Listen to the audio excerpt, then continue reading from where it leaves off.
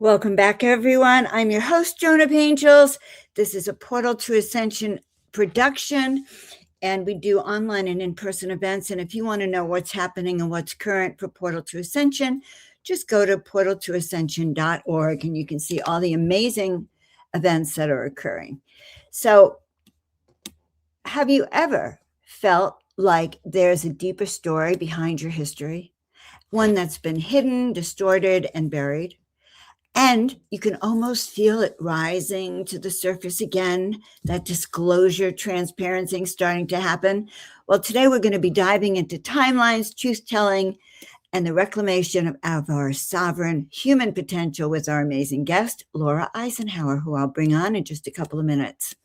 So let me introduce myself. I'm Dr. Joan Hangarter. I'm also known as Joan of Angels. I work as a personal strategy advisor and an executive producer, including my role with the New Living Expo, supporting people through pivotal transitions where clarity, discernment, and grounded perspective truly matter. And people usually find me through referrals or shows like this. If there's a resonance, just reach out. All right, before we go any further, we are going to show you what's big and up next for Portal to Ascension. It's the New Living Expo, and we'll be talking to our guest about that in just a minute. The world is changing faster than ever before, and within this evolution, a new consciousness is rising. At the New Living Expo, thousands gather to expand consciousness, explore new conscious technologies, ancient wisdom, and the future of human potential. Immerse yourself in 3 days of heart-expanding wisdom and mind-binding awareness, with over 90 speakers sharing tools to awaken your highest potential. 125 exhibitors, 3,000 attendees, awakened souls unite in one powerful weekend of learning, healing, and connection. Experience transformation, connection, and the next chapter of human evolution. It is time for humanity to awaken. Join us at newlivingexpo.com. I get really excited when I see this video. I hope you all join us at the New Living Expo. It is where our soul family gathers, where you're going to meet so many of the amazing speakers that you've been hearing recently, and people that you have had resonance with for lifetimes. And so I hope you do join us there. Now, I'm going to introduce our guest, Laura Eisenhower. So many of you know her. I've known her for many years. She's a woman whose voice, her passion, her devotion to truth has actually made her one of the most influential women in the realms of disclosure, multidimensional healing, and cosmic remembrance. Laura is known for her clear, uncompromising, and I mean uncompromising voice around consciousness, sovereignty, and disclosure, not as a spectacle, but she takes this extremely personally and responsibly. While many conversations around ETs, ascension, and disclosure focus on what's happening outside of us, Laura has the ability to constantly bring the conversation back to what is happening within us, within you and me. What is our discernment, our embodiment, and our willingness to take ownership of our evolution, basically. And so, coming from a well-known lineage, Laura could have easily leaned into her identity, authority, and mythology, but she actually chose a far more challenging path, questioning narratives, calling out false light, and reminding people that no technology, being, or system replaces our inner guidance. So she is a tremendous icon and role model and teacher for all of us. So hello, Laura. Let's see. Turn on your Yeah, the bar wasn't showing up. Hello, Joan. Great to be here. Thanks for the intro. Yeah, well, it's exciting to see you. I know most people know you, but you still remain an outrageous figure, very influential person in our society today. And that gets me to, actually, this wasn't my original question, but it is my question. How did you go from, like, in growing up, did you ever have an idea that you would be such at the forefront and such a leader of empowerment that you are?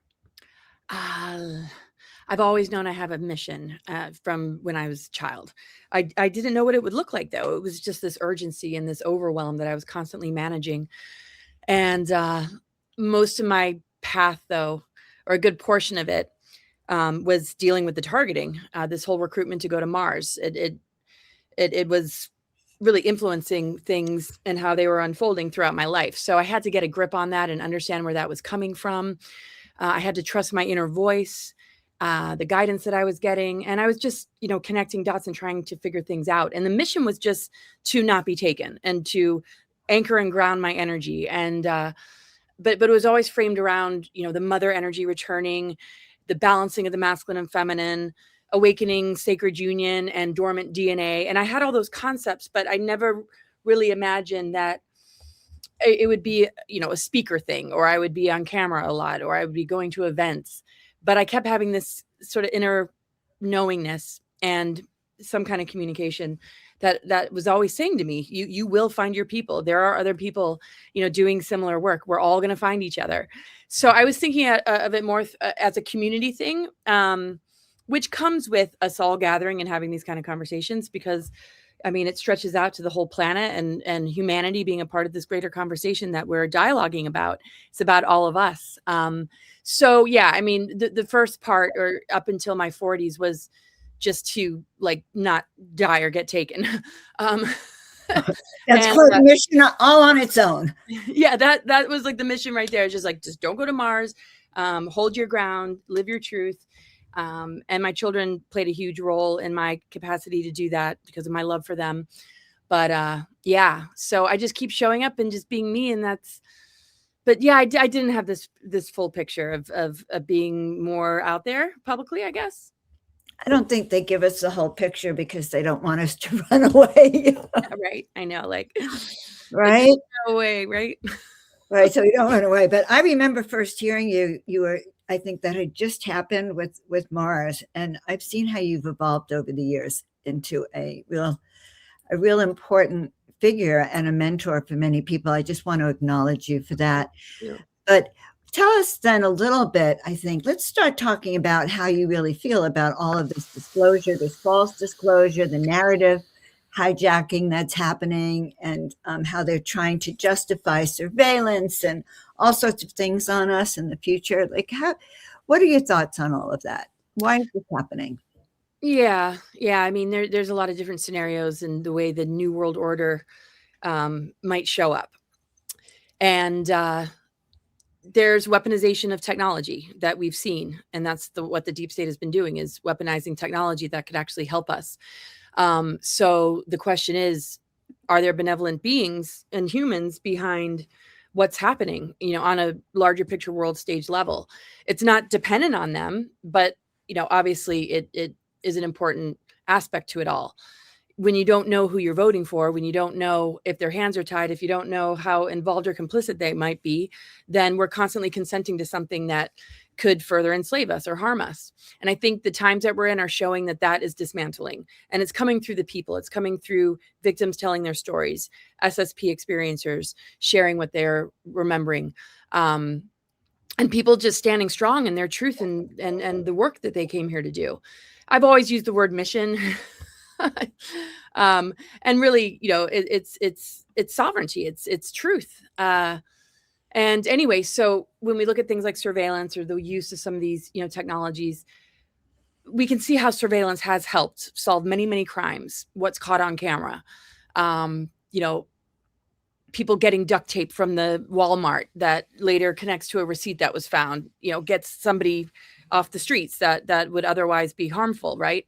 So we see where there's benefit, but when we look at mass chipping or surveillance or a digital ID or whatever all that is, and having a chip and being constantly monitored and watched, that's going too far when your personal sovereignty is being invaded. But at the same time, we do have our own personal space when we go home and we're in our own home.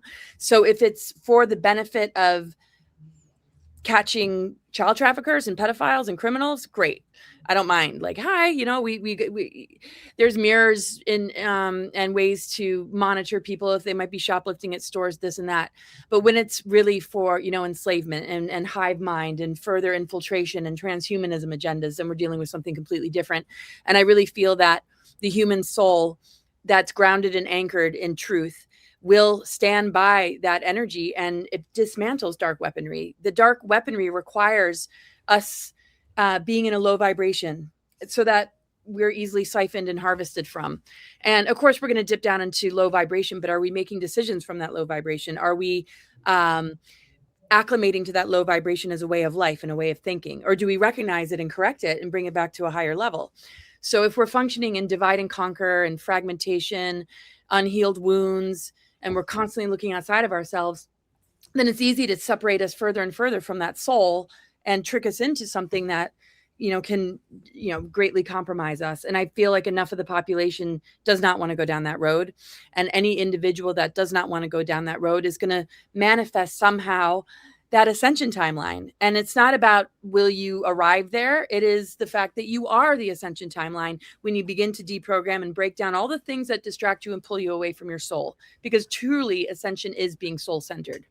Right. No, that's really important, I think, when you truly believe in it. You're saying that if you're meant on that ascension timeline, it's going to show up for you? Yeah. If you peel back or dismantle all the programs, all the unresolved wounds, you begin to look at it in a much more transparent way. You allow adversity to bring you closer to yourself, and even dis-ease, of course, as a way to get to know yourself more, and you become more soul-centered. You'll be more creative. You will literally collapse the control matrix everywhere you go. Places that you might feel called to travel, like Portal to Ascension, going to Glastonbury, and just all of us gathering in different places or going on cruises. I mean, we're coming together as an influential group of people with an audience, right? And there's really no borders. And we're holding strong intent.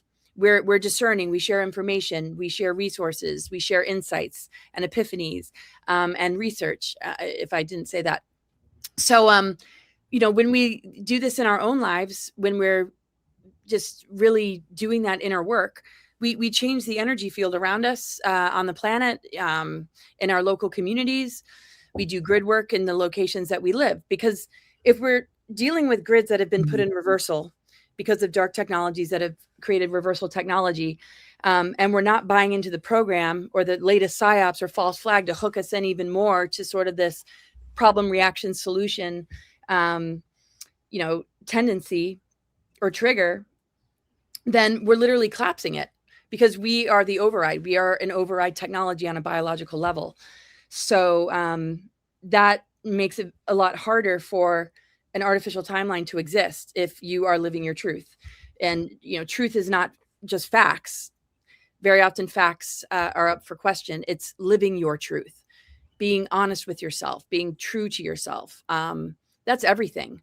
So whatever we're seeing with dark technology and reversal spins that want us to age faster and, live a much lesser existence that isn't our true potential.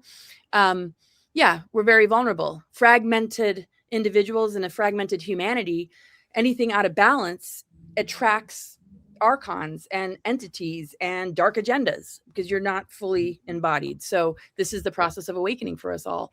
And it takes a lot of courage sometimes to, look at behavior patterns, addictions, thought forms, belief systems that might not be serving our highest good. So the body, to me, is the great communicator. Our pain, our dis-ease, it's helping us to come home again. But we keep giving that power away and giving that power away. And I really feel that most of these pillars of society that we see, the medical industry, the entertainment, the educational, are going to integrate more into a holistic approach, that there's going to be more healing centers and more opportunities, that the soul will have the free will choice to decide which they're going to align with, what they're going to do with their lives. So as the old is sort of falling away, as those that want to integrate, to take it to the next level, continue on that journey, and all that becomes more available, now it's up to the human to make the choice. And the more humans that choose the holistic approach, have achieved something great. They've won the war on consciousness from within, right? So that's the only place we can win the war is from within.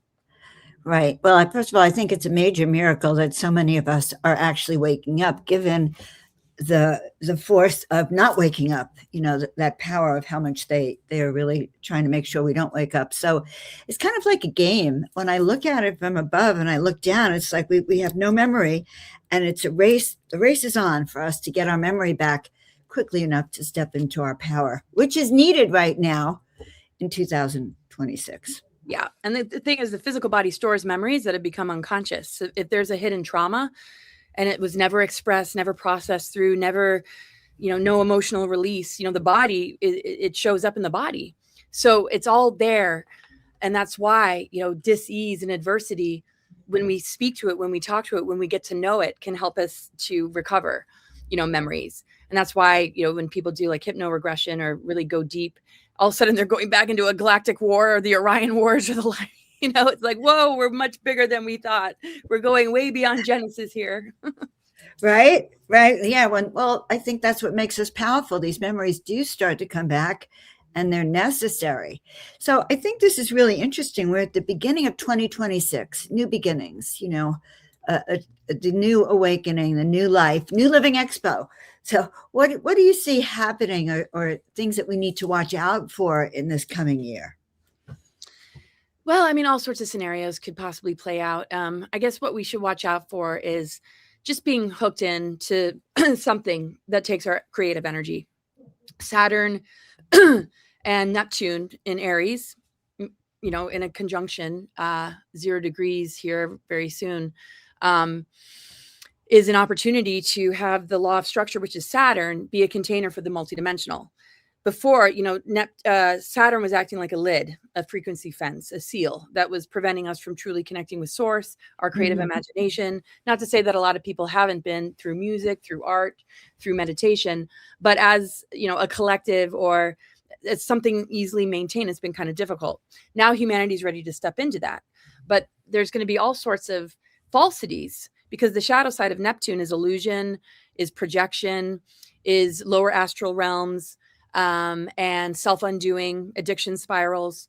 So, it's going to challenge people to cut the cords with inversion and begin to be a much more responsible co-creator of their future and their lives. And that plays a big role in the trajectory of humanity. If we're actively healing and coming together through this level of discomfort that things like Chiron squares, which is squaring Jupiter right now, and Cancer retrograding, looking at the mother wound, and where just things feel a little bit off, maybe in your family life, maybe feeling a lack of security in this world, feeling unsafe. All those wounds are coming up to be looked at. Problem with psyops and false flags and things that stream through things like social media is that very often when a wound comes to the surface, there's a trigger event to create more divide and conquer. Like, who's the biggest victim, or what are we fighting for, or what movement should we join? Some of it's okay, but is it creating more fragmentation, more separation, more division? Well, I see that yes and no.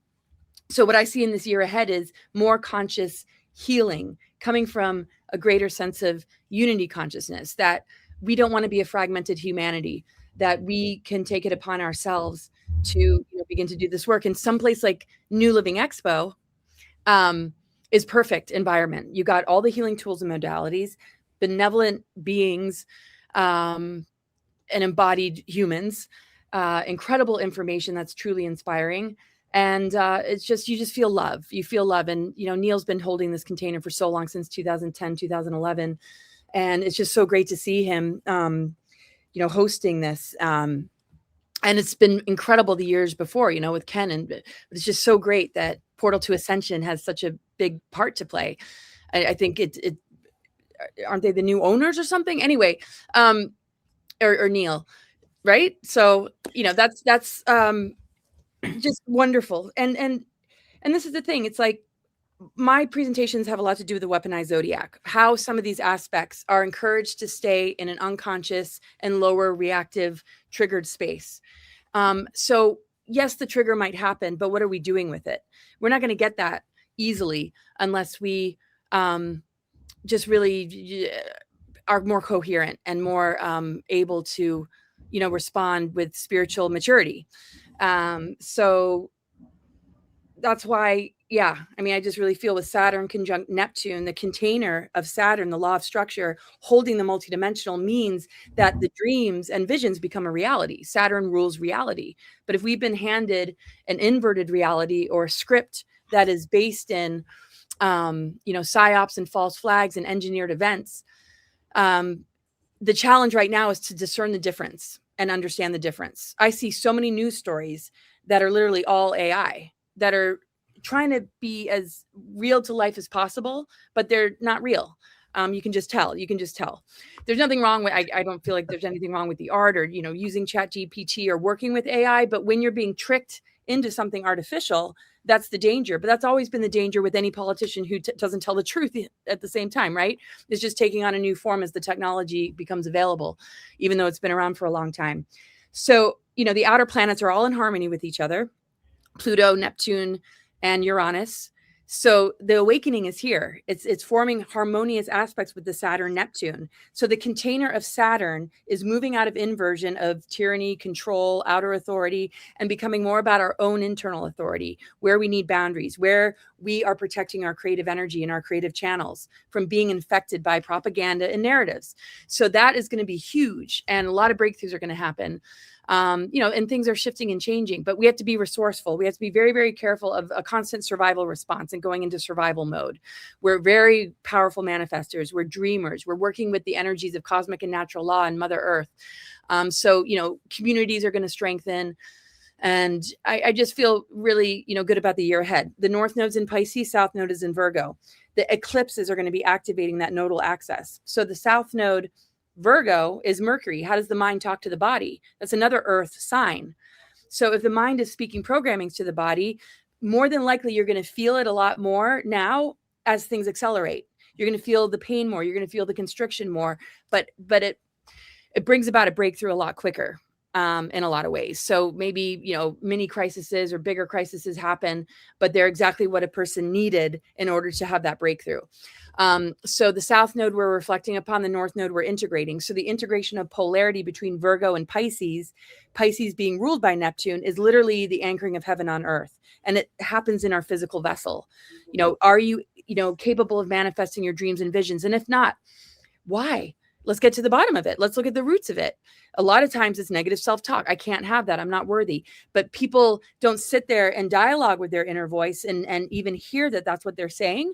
It's so unconscious because maybe they were told that when they were younger. And so their body and physiology will have this internal dialogue, but the unconscious mind will have no clue that dialogue is going on. And the person might digress and digress. So I use astrology to help bring clarity to that inner dialogue so that you can change the script and begin to open the field up for all potential and possibility. And that's really how we clear the inversions, ancestral patterns, societal programmings, negative self-talk, how we mind control ourselves to stay in a loop, or we don't know how to handle the trauma loop because people are afraid to be vulnerable and admit, that maybe they're stuck on something and they have a negative ego to cover it up, or arrogance, or, what I'm saying. So I think it's time for all of us to be real with ourselves, not put this heavy expectation on what it means to be enlightened. I just did an interview with Lee McCloskey. He said, enlighten up, right? Can we find more liberty? I love that. And joy in the healing process.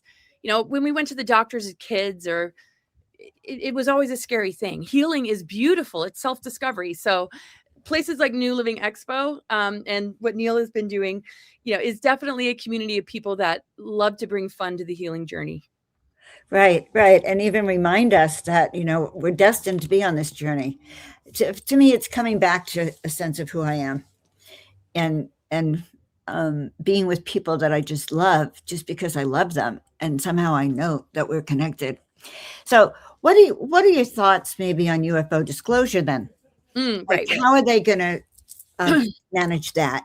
Yeah. Well, when we're looking at just a small number of people that are sitting there being the disclosure individuals, I think a lot of us kind of look at that like, what about so-and-so that's been in this field for 2 decades? What about this author? What about this experiencer? What about this abductee or contactee? This has to be a universal conversation. Millions of people have had experiences. When you I just feel when it's only up to a few, then yeah, not to say that they're going to be gatekeepers, but as long as the dialogue is open and active, then yeah, I think we're going to get a lot of different viewpoints and a lot of different disclosures. We're the ultimate disclosure, but it just can't be limited to just a few things. But maybe the excuse is, oh, humanity can't handle it. It's like, enough. We can't handle more wars. We can't handle more lies. We can't handle more disease, dysfunction, psyops, false flags, engineered events, more crimes against humanity, being unchecked, being ignored, not being addressed. That's what we can't handle anymore. So disclosure has to be very, very transparent about the negative ET agreements and agendas. I'd like to personally break down and debunk the one about my great grandfather. So, and I'm working on doing that, on a larger level to the best of my ability. And that's just a part of it, right? Because that's a false timeline. That is rewritten history. And I'm not saying that because I don't like that story. I used to tell it. I used to say, yeah, maybe that happened. But then I discovered way more to the picture. So I've always wanted to bring about truth, even if it's not what I want to see, for the greater conversation, not to fix myself to it, but to stay open-minded. And I think that's what, we all have to do, and to the best of our ability. And I hope to and I strive to maintain that. So I really feel that disclosure will unfold.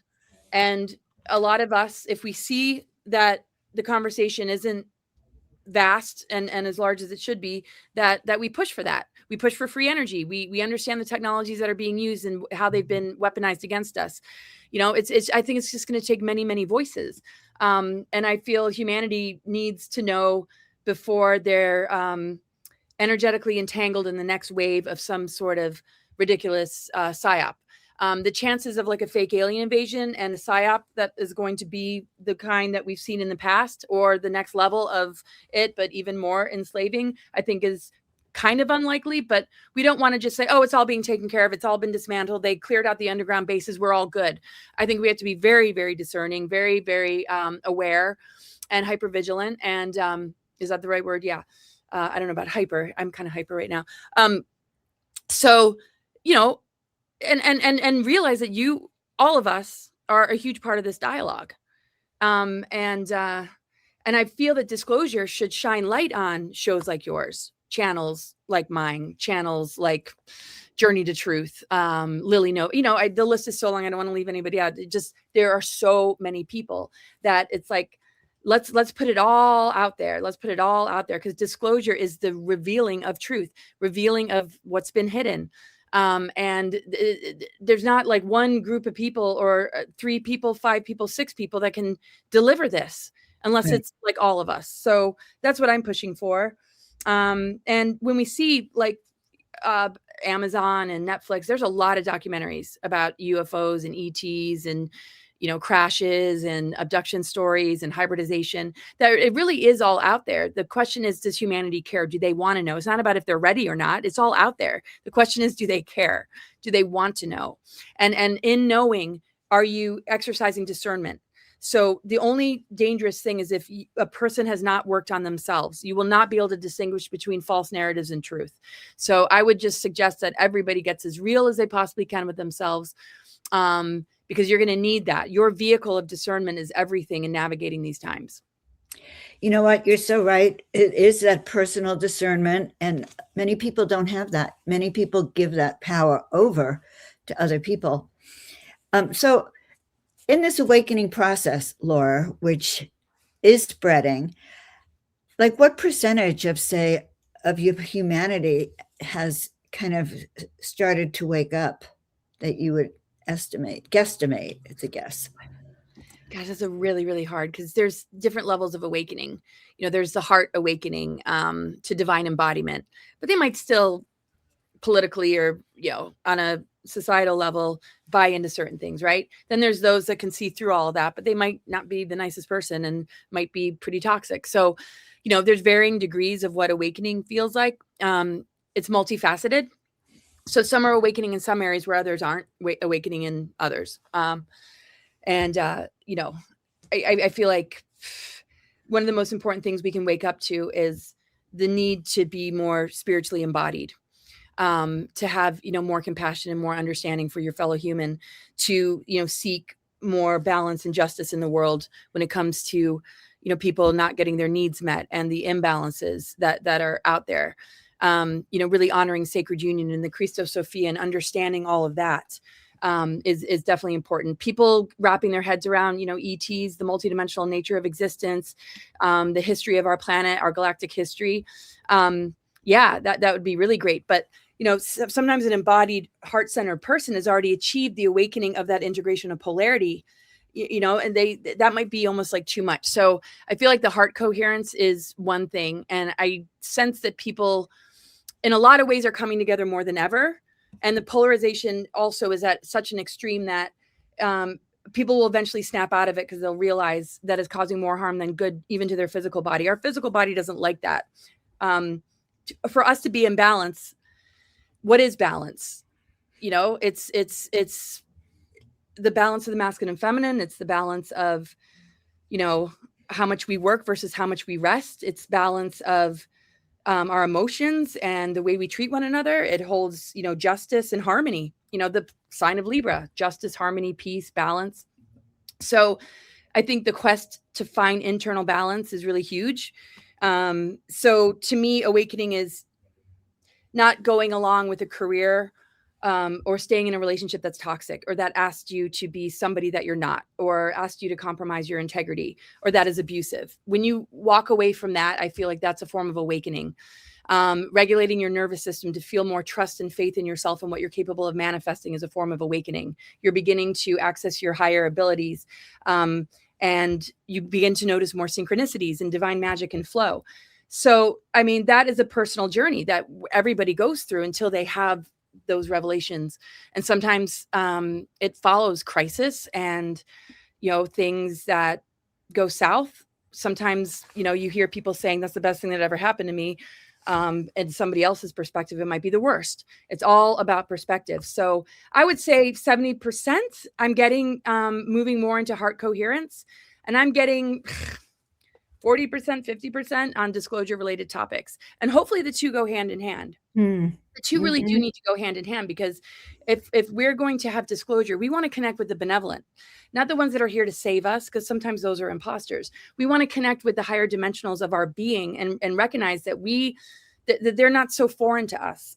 We want to be more responsible with our energies, and realize that what we're going to be up against is very much the level of growth or soul development we reside in, right? So a soul that hasn't fully awakened might not realize they're consenting to a dark agenda that has negative ET involvement.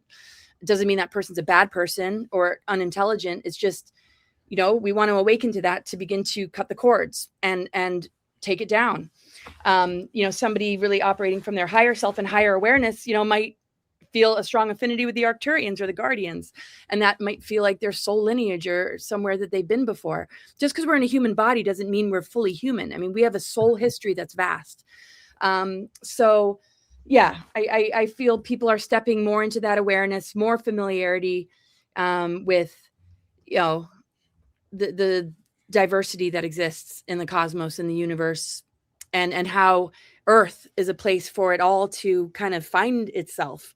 And inform the physical vessel how to upgrade and begin to move into abilities that are just functional, that are defying what we see in the world right now, where we might live to 90 or 100. That's considered a lot, right? Whereas in the past, and in ancient civilizations and many people's past lives, we have memories of living to 1,000, or being breatharians, or coming and going from the physical as we please, or living in a subterranean civilization. So that's the importance of getting our memories back. It begins to inform the physical vessel of what it's capable of doing, and begins to switch on dormant DNA. So, and sound healing and all sorts of tools and modalities can help us to get closer to that goal. So I think the open mind is like 70% to all of this. And I don't like to put a number on it because it could be like way off, but that's the first thing that I got, is that the open-minded to this, the hunger for it, the need for more availability, more conversation, more pursuit of it, is pretty widespread, but the mechanics or the use of it or how it's been hidden and the history behind it, might take people a little bit. But again, embodiment and essence can hold something that the mind hasn't fully caught up with. It's like a flower is not going to analyze how it is a flower. We pull things apart now in order to get to the truth because distortion and disinformation has created the kind of humans that we've become. And we pass it down generation to generation, different programmings, different traumas, different genetic damage based on, not that the genetics are permanently damaged, but there's some kind of patterning that went unconscious and now is being passed down and has to be traced back to its origin in order to change it on an epigenetic level. So anyway, but I just think embodiment is so huge because I sometimes I just remember growing up and being like, I just wanted to tell my parents and talk about the kind of stuff that I talk about here with them. And when I finally gave up and I was too much the black sheep and everybody was rolling their eyes like, oh my God, like what's wrong with Laura? I just realized the most important thing that we can maintain is our heart connection. And then there's more room and warmth between each other to, maybe have these discussions when the time is right. But I would take the heart connection any day over having a conversation about out there stuff. Right. Well, then that's something that's important because many of us have beliefs right now that our families or other friends don't embrace. And how do you maintain that heart connection? Well, sometimes, yeah, I mean, it can really get in the way. And I saw the stress and strain. And I also really felt that, the unconditional love we can hold, the heart connection that we can hold, it's a form of prayer and there's telepathy connected to it. It's a form of intent. It's a form of, a greater love. And the more we hold that as a humanity, the more we transmute bioweapons, the more we transmute dark weaponry, because dark weaponry has no hold over us except for what we give to it. The thing is, we worry about these bioweapons, but we don't realize that the worst part of the weaponry is the mind control, the belief system behind it. When we lose faith in our body's ability to transmute and alchemize, things get really heavy. I mean, we've been inhaling, all sorts of things, and people have recovered from drug addiction and bad food growing up. And I mean, we're really resilient. And I just feel like the division of what we're seeing in the world and the polarization of it needs to be met with, like love and compassion. And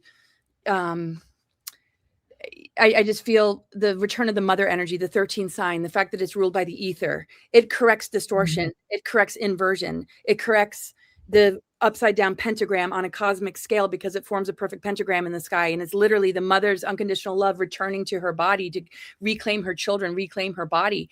And the ether element is capable of miracles. It is the alchemy that, that's why we're in this window period. That's why it was prophesized, because that return of the fifth element and the quintessence in the mother would return. And where it's been not fully here is the mothers of darkness, the dark mother reversal, the Baphomet, the inversion, the siphoning and harvesting of, planetary energies, the poisoning and toxicity we see in the elements. And that's all shifted. If it's shifted on the planet, it's shifted within us.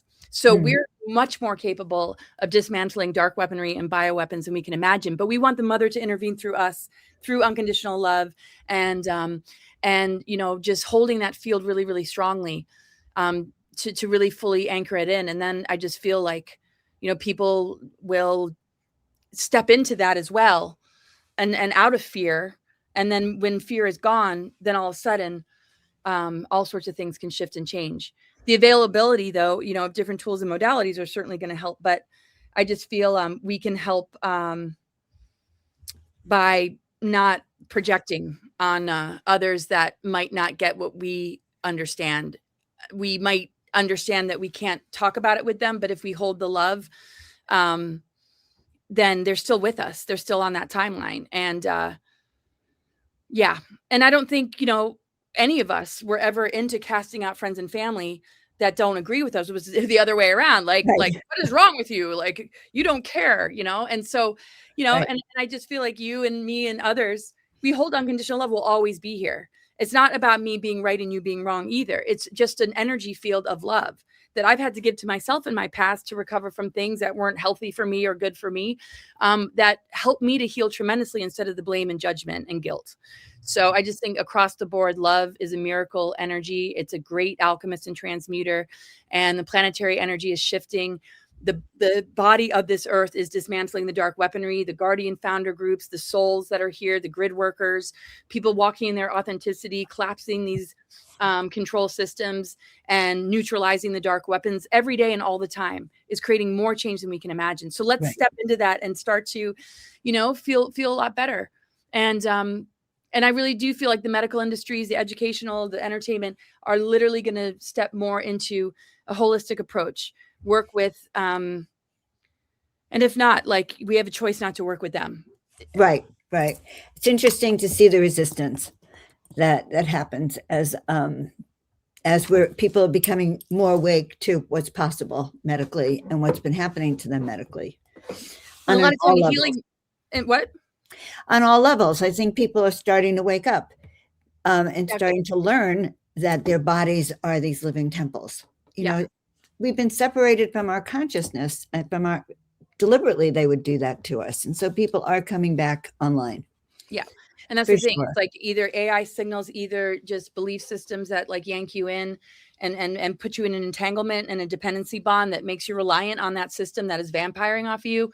Or, it's really stepping into the awareness of what the body's capable of doing. And the thing is, like with sound healing or working with, frequency and getting to the root of things, it tunes it, it's like tuning up an instrument. It tunes it, the nervous system, to be able to receive, the energy that knows exactly how to correct and knows exactly how to heal, because there's not one toxin or bioweapon or dark technology that is source made, that comes from source. Right. It's based in inversion, manipulation, and so we always have the capacity to override it.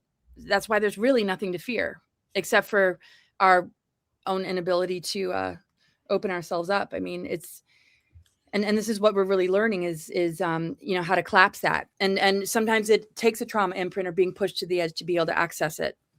Right. And that's true. And Neil always used to say to me that it's the dark that shows the light, that without the dark, we would never know the light. And he would always remind me when we would have these discussions about dark and light, that it is the job of the dark to show the light to us. Yeah, definitely. And that's why we go into the dark night of the soul. It's not something to fear. Society or the way the culture is to fear that, go on meds. You have anxiety, you have depression. It's like, no, you have to take the time to release, to cry, to mourn, to understand, to let go of what doesn't serve you, to see the distortions. And sometimes you're mourning the loss of a programming that you bought into, whatever it is, we have to go into the dark. And as we go into those different levels of our own internal psyche, we run into, gatekeepers, imposters, but we also run into our treasures. So that is when the death turns into alchemy transformation and we rise like the phoenix and we're much more embodied. And we're not in a society that encourages that. Fear your anxiety, go on meds, instead of understand that maybe a download is trying to come in and you're resisting giving voice to it and you're internalizing it instead, because that's all connected to the nervous system. So, I feel it's so significant that Uranus, Pluto, and Neptune are all in harmony together, because Uranus is the electric, Pluto's the magnetic, Neptune's the multidimensional. So if all those are flowing together and Saturn is giving it reality, we simply just need to recognize that our skeletal system and our teeth and our whole structure is Saturn. So this law of structure, our physical vessel, can now receive the healing in such an incredible way. If we stay in the inversion of Saturn, we give it to some outer authority. And sure, outer authority is not all bad, but is it working with us? Is it allowing us to be just as much of a participant to our own process? And very often, that's not the case. You're just given a diagnosis, take this, and I'm speaking to the choir here with, a New Living Expo group of individuals and right. open-minded to this kind of stuff. But, it's we can worry about our friends and family, but the beauty is that it's available. When they're ready, it's here. That's a good point, because there are times that I think, oh, should I send this article? Should I do this and that? And then I sit back now and I go, there was a time I didn't understand this and I woke up. And if I push it on other people, it doesn't seem to land well, right? it's sort of about giving people space to actually awaken, even if we're already awake. Yeah, totally. And I mean, and everybody's got, their part to play, and they're on their journey. And so, yeah. And the thing is, what we understand is not coming from ego. It's literally like warning somebody about like a pit, that we don't want them to fall in. And we've seen it, we've researched it, we've heard enough testimony, we've experienced it ourselves, maybe in a different way. And we put, and it's more about that. It's just, how can you not, want to say something? It's really hard. It's not coming from arrogance. It's not coming from I'm right, you're wrong. It's literally like, you just want it to be considered, because you love them and you care. And so. One last thing on this, you brought something up to me. It's like, sometimes I just feel like we live in two different worlds. It's kind of like a Harry Potter thing. You're either a muggle or you're a magical person. And when I read the news or when I talk to people, I feel like we live in two different worlds. How do you navigate that? The magic is always there. Survival energy takes you right out of that magic and into panic, into just like almost like a lack of faith. You can see how people behave when they're in survival, right? And I remember when I was living on the road and I really didn't have any money at all, every time I ran a survival energy, everything would just cave in on me. I felt stressed all the time. I couldn't sleep properly. And I noticed I wasn't manifesting synchronicities at all. It was just like, things just felt like it was getting worse all the time. And then I just decided to not talk to my family members too much to hear like their concern and worry for me, because that got into my space. And I was like, you know what? I get to define how I'm experiencing reality. And I shifted my perspective, and I just said, I all is open. I am abundant, and I'm like excited. I love adventure. And the shift in what I was capable of manifesting was so huge. Like I would find money in the ground. I would meet really interesting people. Things would just work out. And I'm like, this is the magic. This is the flow. And I could just flip that switch off and just go back into survival, go into worry, fear my, what this meant for my life, project on myself that I must have, like, what did I, and not so much living on the road, but other things. Cause I love living on the road actually. So I can't really say that that was wholly negative, but there's some aspects of it that, you can really mess with your own creative energy. Cause the thing is, we're creative all the time. But if we're creating more reasons to be stressed and we're only seeing things that reinforce that stress, we lose the magic. Right. So I think a lot of people that have been in that world of reward and punishment systems, getting good grades, getting that certificate, getting that diploma, everything is about achievement. And they have to get that pat on the back. They have to get that good paycheck. They have to win. They have to compete. They have to do better than others. That's just the mindset. So if you lose that, then who are you, right? Your whole identity is wrapped up in that. And a lot of people can't handle who they might be outside of all that. And then they have to find themselves.